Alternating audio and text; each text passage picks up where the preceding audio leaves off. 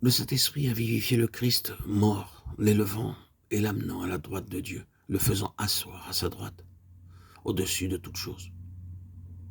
Puis descendant dans la pauvre âme morte dans ses péchés, sous la domination de Satan, et lui disant, parce que Christ est mort pour toi, et que tu es morte avec lui, tu es vivifié avec Christ, et élevé dans une vie nouvelle en lui. Vous êtes mort dans vos fautes et dans vos péchés. Que pouvez-vous faire? Des morts ne peuvent pas se sauver eux-mêmes.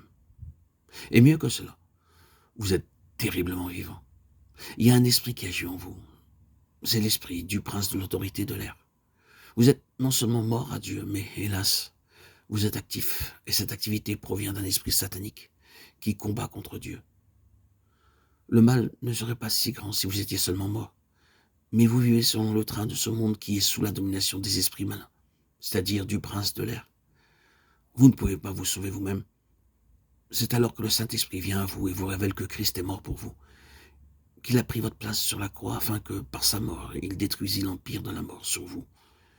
Hébreux 2,14. Croire au sacrifice expiatoire du Fils de Dieu, à sa mort pour nous, c'est naître en nouveauté de vie, savoir la vie éternelle. Par la puissance du Saint-Esprit en nous, nous sommes vivifiés à mesure que nous acceptons sa mort pour nous et notre mort en lui. Comme Christ a été ressuscité des morts en nouveauté de vie, nous de même, joints à lui en esprit, nous pouvons être assis dans les lieux célestes, dans cette position de victoire sur le péché et sur Satan. Oui, nous sommes non seulement vivifiés, mais nous sommes ressuscités avec lui dans sa vie de résurrection et amenés en lui à cette position de victoire. Il nous a fait asseoir avec lui. Votre position de victoire donnée de Dieu est là, au-dessus de toutes les principautés, de toutes les puissances. Vous devez vivre dans l'air pur, au-dessus des puissances des ténèbres, et non dans les brouillards et les ténèbres du train de ce monde. Tel est le tableau fait par Paul aux Éphésiens dans les 2 premiers chapitres de cet épître. C'est plus qu'un tableau, c'est une réalité. L'Esprit de Dieu est en train d'amener l'Église à le reconnaître. Vous pensez que l'Église a l'air bien morte, c'est vrai.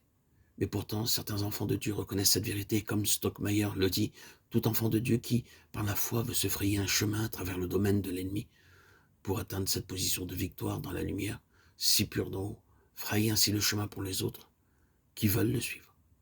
Vous dites que vous ne réalisez pas cette position, mais c'est tout d'abord une position de foi. Si vous voulez la saisir et y croire, le Saint-Esprit vous apprendra comment demeurer dans cette position jusqu'à ce que cet acte de foi devienne une réalité dans votre vie. Il y a tant d'enfants de Dieu qui tâtonnent comme des aveugles alors qu'il existe une illumination des yeux de leur cœur qui ferait des choses célestes une réalité pour eux et qui les ferait vivre dans cette réalité, dans la bénédiction, la plénitude et la puissance de communion avec leur Seigneur ressuscité.